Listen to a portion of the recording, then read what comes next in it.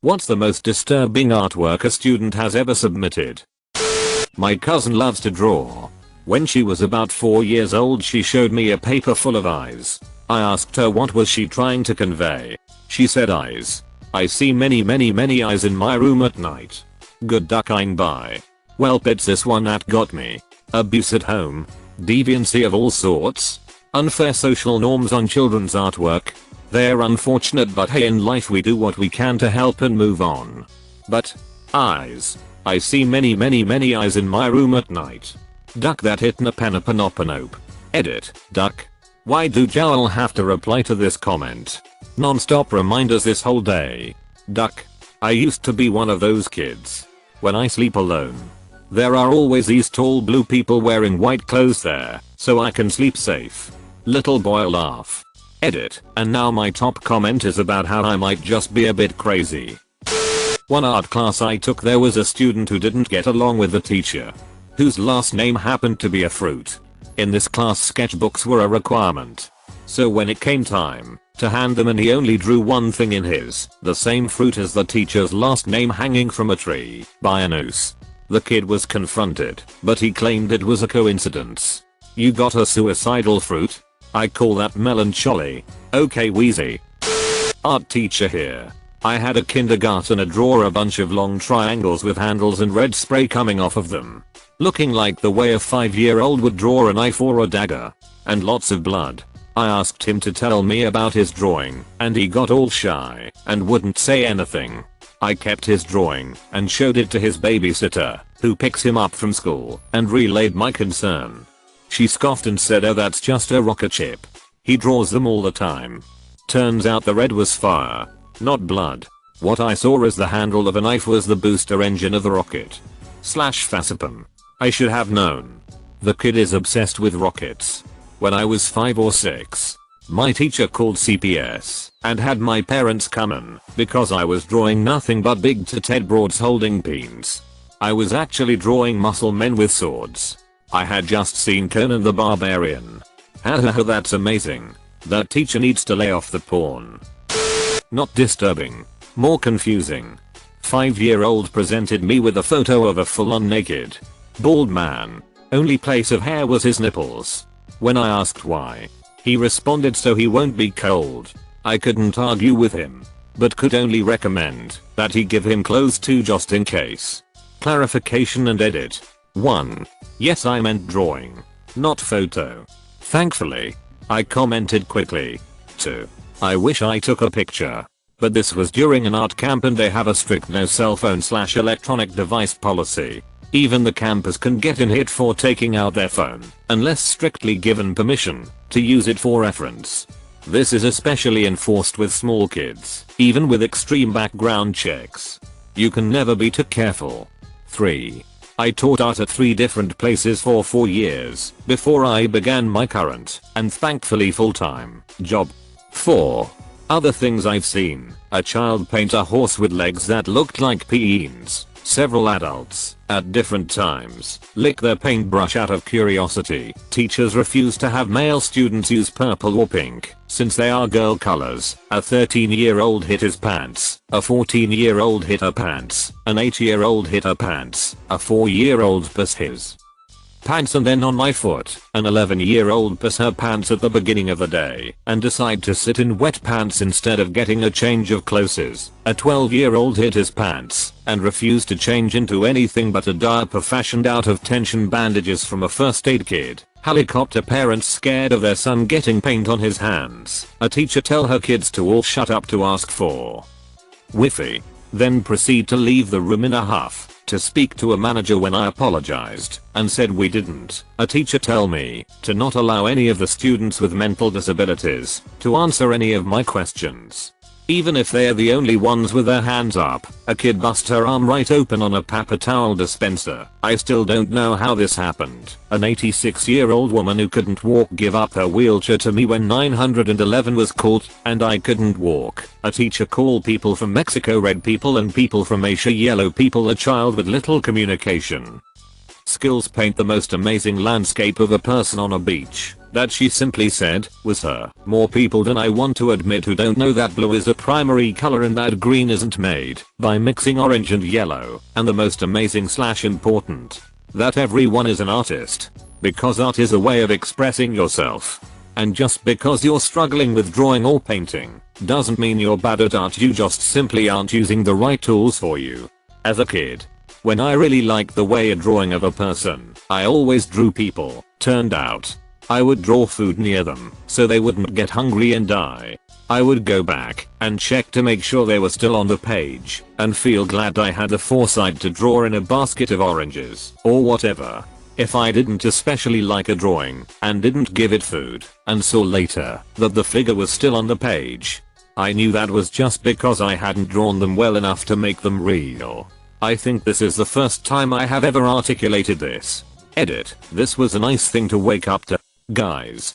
Cheers. And thanks for the double gold. Here's a second anecdote about my childhood art. When I was in kindergarten I won a goldfish at the fair. Actually, I spent all my tickets trying to win one. And the dude felt sorry for me and just gave me one. It was my first pet. It lived for 10 days. Then died. For the next year, I would draw this fish over and over. Same exact drawing each time. Orange fish. Draw a big circle around it for the bowl. Scribble in some blue water. Done. Repeat. Repeat. For a year. We had stacks of these fish drawings and my mom was afraid to throw them out for a while because she didn't want to interfere with my grieving process. I love this so much. So kind of you to feed them. I was an art teacher at a violence against women shelter. I worked with kids of all ages. And sometimes if they didn't want to do art, they would read or play with the toys or color. One day a 4-year-old wants to read me a book. He can't read. But I say sure, why not? A few minutes in I realize he's telling me the story of his mom having a meltdown the morning he was evicted and the police came to his apartment.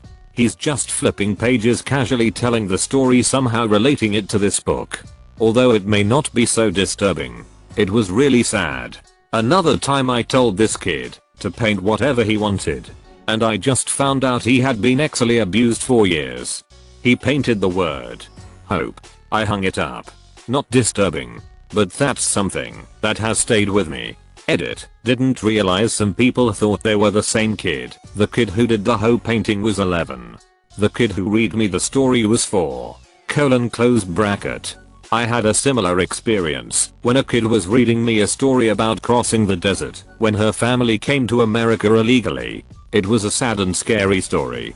And I'm sad she went through that at such a young age. Wait. Do kids think books are just things we hold while making up stories? When I was a kid, like 8 or 9, me and my siblings would draw bubble letters of our name, huge, on that told to me connected printer paper, and inside the letters we would draw stick people being forced through torture chambers. Like dying in acid pits, and acid rain, and dying on spikes, and eaten by ants, drowning, etc. At the time it seemed perfectly normal. I even hung these masterpieces up on my bedroom wall. My parents didn't say anything about it. Looking back, I can see how that might come off as disturbing. But I actually had a great childhood with very loving parents. I just happened to enjoy killing stick people. Long story short, kids are just weird sometimes. Back in middle school there seemed to be a little trend like this going around. Never saw the bubble letters, though. It was always a kind of hand-drawn kiddie menu style maze drawn in notebook margins and things like that. All the dead ends were literal. I don't know why, but I really got into it for a while. I had an entire secret Crayola sketchbook that I'd hide under my mattress because I assumed anyone who saw pages full of violent stick figure deaths and creepy alien vampire monsters with giant reptile tongues for some weird reason would think I was really disturbed. I mean, I wouldn't blame them. I rediscovered them when I was moving house a few years back, and before I remembered it was just the thing we kids did in 7th grade. Spent a good several minutes wondering if little me was alright in the head. Seems like being interested in torture is a normal developmental stage. I used to rescue my toys from horribly graphic kidnappings into slavery.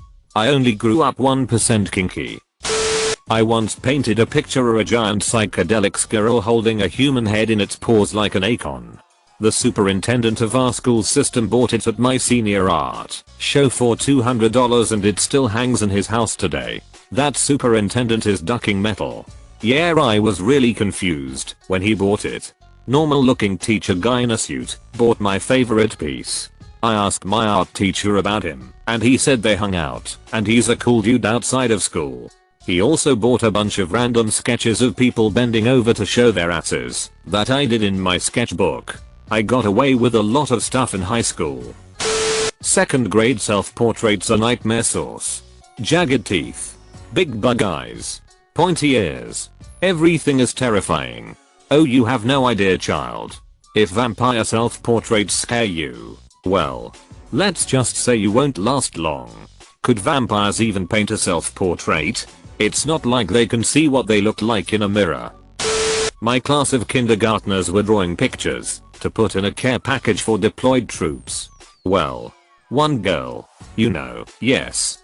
I know who you know is. Yes. Her parents do too. Yes. That was intentional. Drew a picture of a family crying over a tombstone with a caption saying "Don't feel bad. It's almost over." Holy hell, kid. I almost put it in for humor. But I decided to put it on the wall of little horrors. Note to self, make wall of little horrors. Edit, apparently it already exists. Well, ducked up things are so common in the staff room, we have the best ones.